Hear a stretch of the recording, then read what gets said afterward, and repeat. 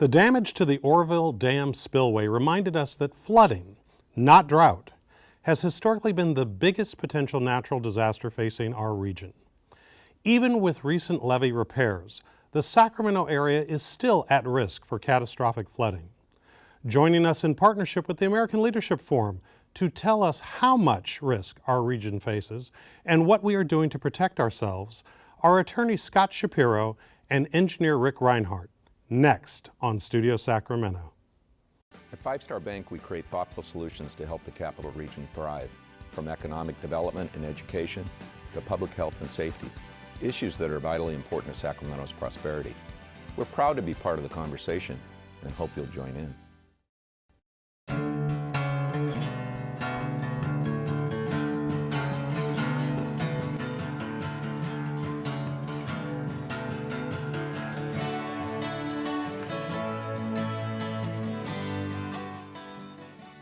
Rick, what should the recent events with the Oroville spillway remind all of us about the condition of our flood protection structures and the risk that we all face living here? Well, we're just coming out of a prolonged drought, and many in the community have also forgotten that flooding is a significant threat to our community. We saw relatively modest flood stages this year, but there were a number of problems in the flood system. And hopefully the community understands that flooding is just as a significant risk as drought, although the consequences of a flood would be much greater than we've experienced from droughts. Scott, do you think that most of the people that live in this region realize how important flood protection is to our safety? Well, I actually don't think most people do, and I don't think most people really understand how to even quantify the risk of flooding. Can I give a few examples? Sure. So I did a little bit of computer research, and I found that the risk of a fire for the average home is 1 in 300. Well, if you're in a community with a 100-year level of flood protection, that means there's a 1% chance of failure in any year. That means there's actually a 3 times more likely fire in your home than your home being damaged by flood. Most, if not all of us, carry fire insurance, but many of us don't carry flood insurance. And this concept of a 1% chance risk is very hard for people to understand. One more statistic for you. In the average 30-year mortgage period, a home with a 100-year level of protection has a 26% chance of flooding. That's almost identical to you picking up a deck of cards and reaching in and pulling out a face card. Really? Yeah. Wow. And is part of the reason that people don't pay attention is because we think it's somebody else's issue? Yeah, that's our history has been relying on the federal government, largely the Army Corps of Engineers, to come in and build infrastructure improvements to provide what people have articulated as protection for their community. But what we've learned over time is that this infrastructure is reducing the risk of flooding, but there is a residual flood risk. And as events like Hurricane Katrina have increased our awareness of the consequences of a levee failure, communities are looking for greater levels of investment to minimize that risk of a levee failure. And so the federal government's role is staying about the same, but states and local governments are now picking up and making larger investments than we've seen them do in the past. Incidentally, on the Oroville spillway incident, if there had been complete failure of those structures, what would the vicinity around that spillway and dam have faced? So there's a couple of different failure scenarios. The worst case scenario is failure of the main dam. The concern had been failure of the emergency spillway. That would have been a smaller volume of water, but it still would have resulted in inundating the areas just downstream of there. Yuba City, the Marysville area, Linda, Olivehurst, or all those communities would be at risk. And when we look at these structures, one of the things that I have been fascinated by is I did not realize the age of some of these. In fact, some of these weirs that we rely upon within the region, Moulton Weir, constructed in 1932, Colusa Weir, 1933, the Fremont Weir, 1924, the Sacramento Weir, 1916. it kind of raises the specter, given what, say, like an automobile was like in the infancy of that industry, and having things like Tesla today, whether or not are our structures capable or at standard for the technology and the needs that we have today? Well, we have a flood control infrastructure, as you've identified, that's 100 years old. And it was built to standards at the time that worked for the communities that were relying on it. But in the case of levees, most of them were just earth that was pushed up in the geometry of a levee. It wasn't designed, compacted, or the material put in it done in a manner that you would even come close to with today's engineering standards. And so a lot of our investments today are taking the infrastructure that is not adequate, that is aged, and bringing it up to current engineering standards.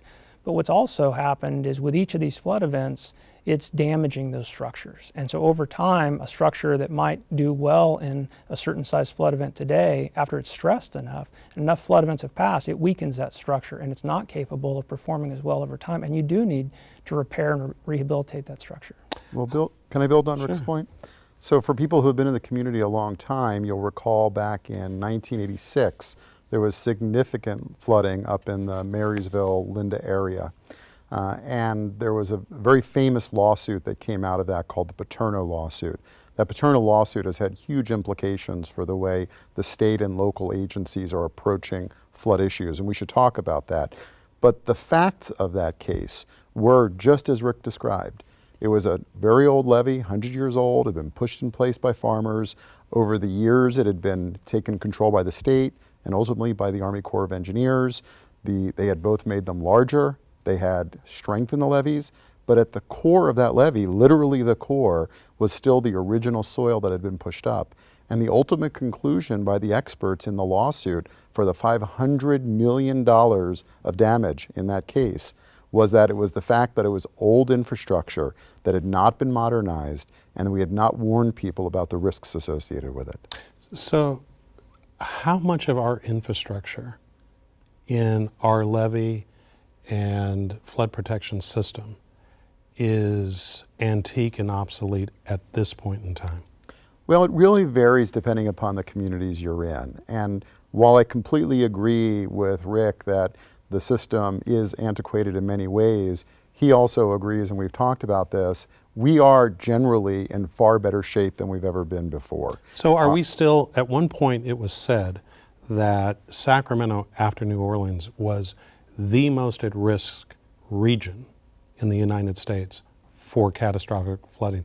Is that still true, or has that been improved upon? It's generally still true. If you look in the Sacramento region, on average, we have about a 100-year level of protection. We have some communities that aren't quite there, and Ric, in fact, is working on projects in the pocket area to help strengthen those levees. And we have other levees in the region that are beyond a 100-year level of protection. But on average, we're about 100-year. That doesn't mean that we're still at huge risk, but it means that we are at a significant risk, but we're better than we were 5 years ago, 10 years ago. We're better as a result of spending $3-4 billion over the last 15 years on levee improvements. That's the most significant thing, I think, for people to understand, is that we have made vast improvements, but we've still got a long way to go in finishing these projects to provide higher levels of flood protection or to reduce the risk of flooding to these urban areas. But unfortunately, very little investments going into the rural levees and the small communities surrounding Sacramento. So for example, Clarksburg, Knights Landing, that's the next areas that we want to focus on and making sure that we're reducing those, the flood risk in those communities as well.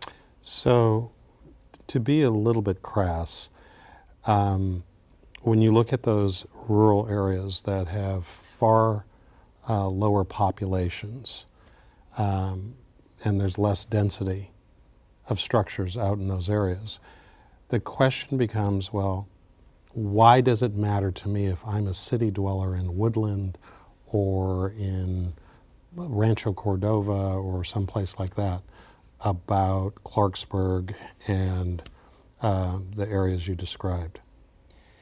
Well, many of these rural areas have interstates running through them. So if the levees in the Nicholas area fail, Highway 70 and 99 are closed. And so from a basic transportation standpoint, there'll be significant impacts. But it also affects agriculture and the ability for agriculture to remain sustainable in these areas. If they're going to be at high flood risk, then the infrastructure that supports agriculture is going to locate elsewhere, and that has direct implications to land use in the future. It also has direct implications on commerce of our community. You look at one of our largest employers in the area is Blue Diamond with its processing of nuts. Well, if we have significant areas go underwater that are currently in nut production, you're going to have less nuts that are going to be able to be processed at that facility, and that risks local economic impacts. You open a door on a really important issue, which is that of resiliency. How resilient is this region apart from the structures itself in terms of being able to bounce back from a catastrophic flood? Are we where we should be on that side of the equation? Well, that's a hard thing to measure. I know that there are some organizations like Valley Vision that have been putting efforts into promoting resiliency for small businesses, helping businesses with that kind of planning. When you look generally at areas around the country that have been flooded, most areas can come back from one flood. 2 floods is where people start saying, enough, I'm going to move. And in fact, if you look in the Linda area, the Olivehurst area up in Yuba County, where there was a flood from the 86 storm events and from the 97 storm events, there is a mall there, the Peachtree Mall, that has never recovered. It's still basically empty. After 2 floods, people just gave up on it. Especially businesses. That's the first thing you see is businesses have the discretion of where they locate. So they'll locate somewhere else. If you own a home, you don't have the same flexibility. So Rick, describe to us our system of flood protection within the region. You know, I mean, we have levees, we have weirs. Explain sort of the stack of what protects us and in what order. Well, our system can receive very large, prolonged flood events, and going back over 100 years ago, they envisioned the difficulty of managing that in just in the river system. And so they developed a plan that included bypasses that take the majority of flow around the urban areas.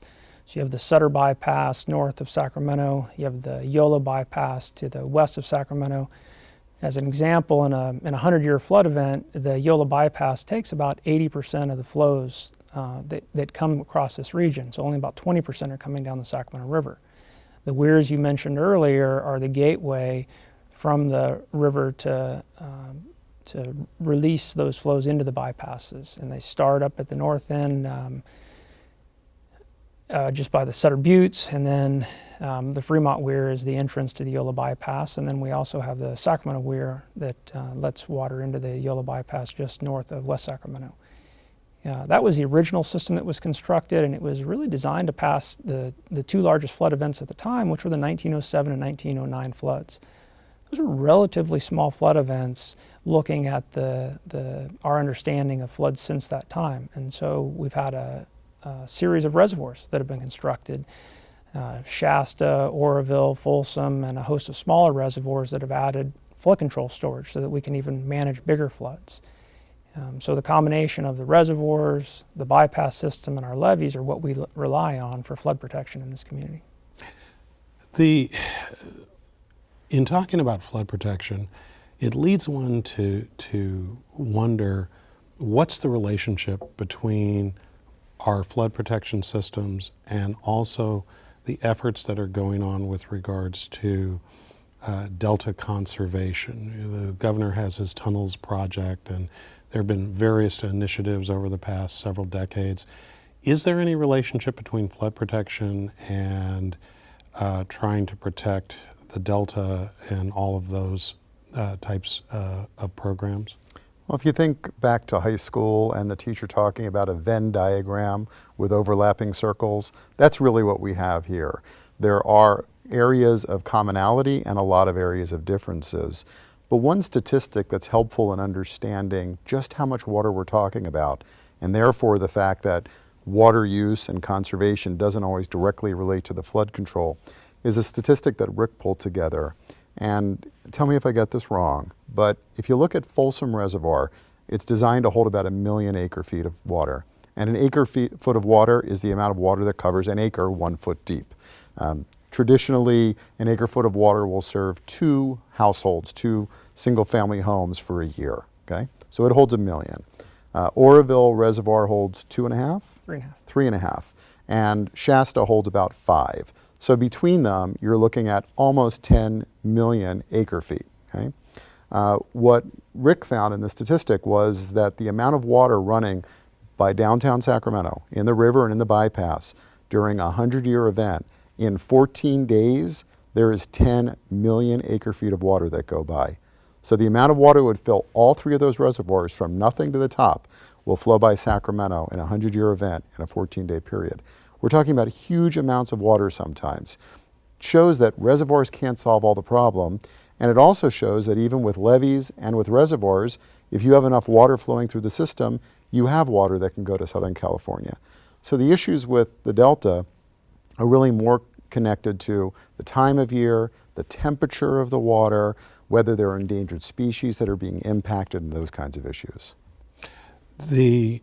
If we did have a major system fail, and we did have the equivalent of a 100-year flood, paint for us a picture of what would happen within this region, how high the water would be, what would be destabilized in terms of our transportation systems and other basic infrastructure.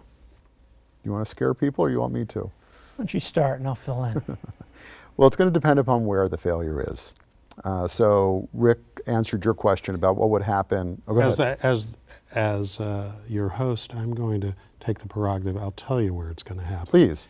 It's going to happen, we'll say the Sacramento River, Okay. right north of the I Street Bridge.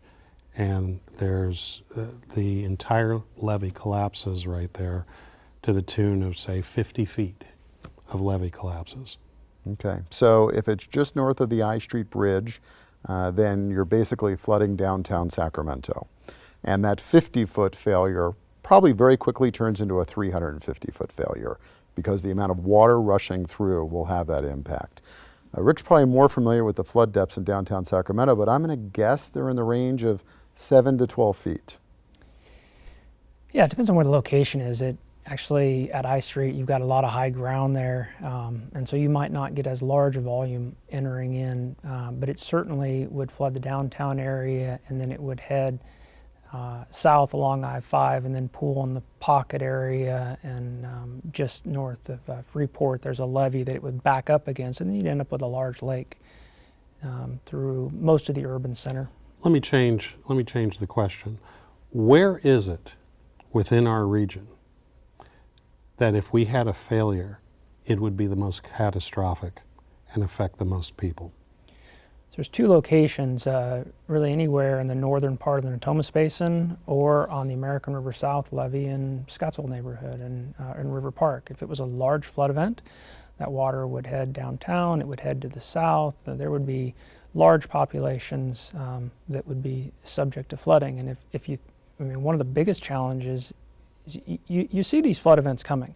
You don't know when you're going to have a levee failure, but there's evacuation protocols that are put in order. And you look at the difficulty that Yuba and Sutter County had with evacuating 100,000 people, and you think about how many people would have to be evacuated out of Sacramento, that is a scary thought of how you're going to get those people out. The freeways were jammed. If you were in a flood event and those freeways were flooded, like if you're trying to get out of Natomas and if you headed to the north, the Nicholas area in that size flood event has probably failed. So 70 and 99 are closed. And the Woodland area, I-5 might be closed.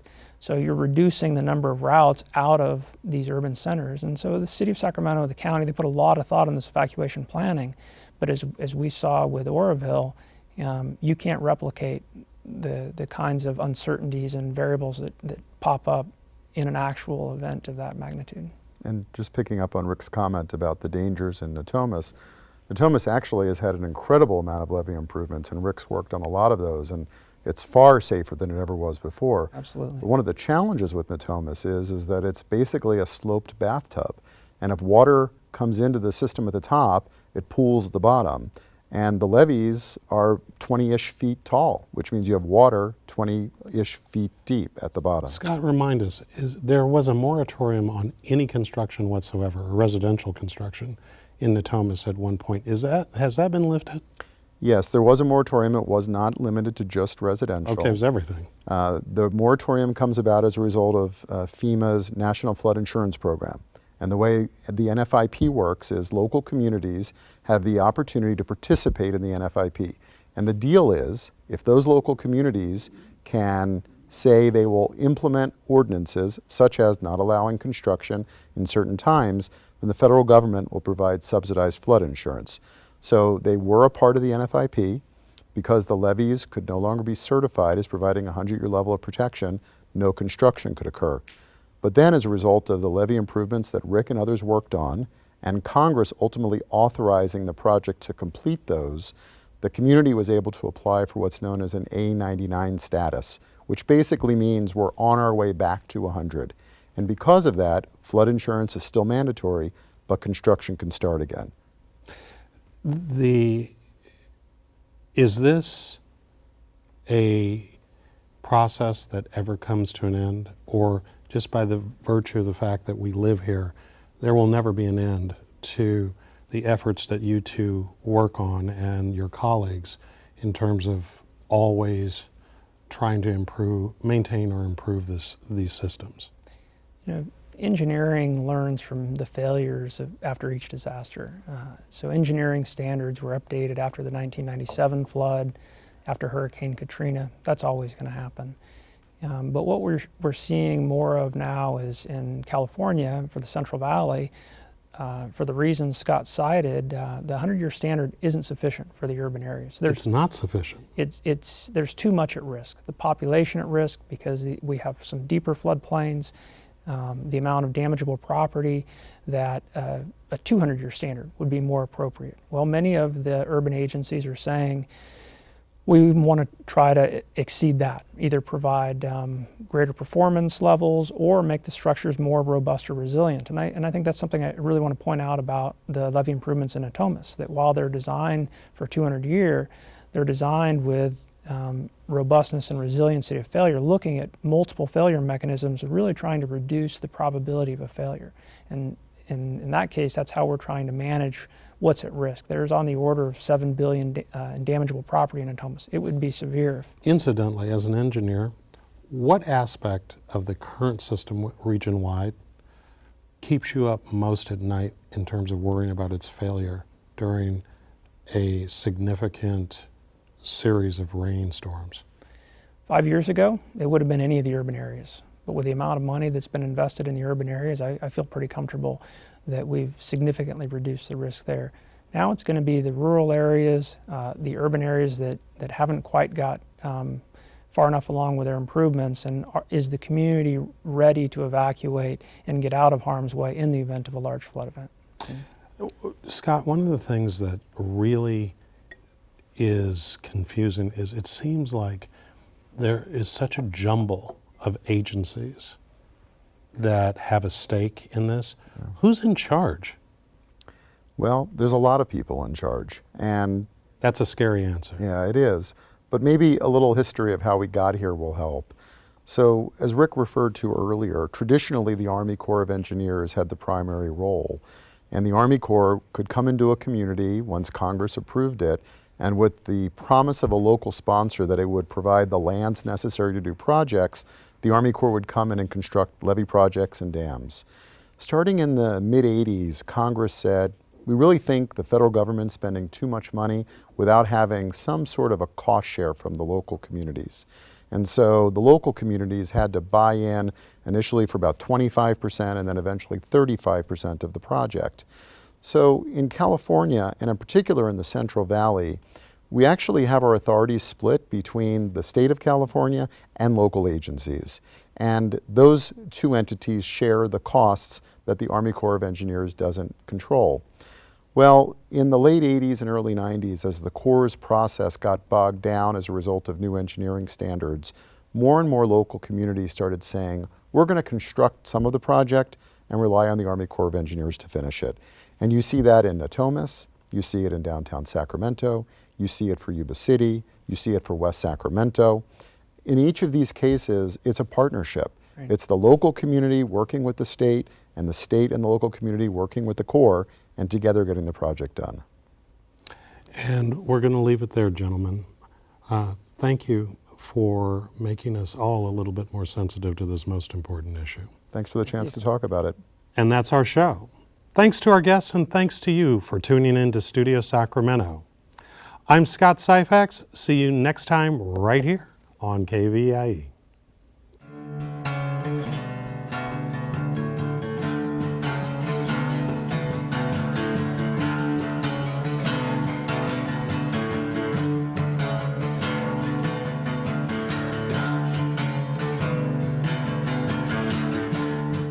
At Five Star Bank, we create thoughtful solutions to help the Capital Region thrive, from economic development and education to public health and safety, issues that are vitally important to Sacramento's prosperity.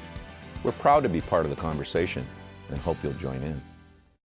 All episodes of Studio Sacramento, along with other KVIE programs, are available to watch online at kvie.org/video.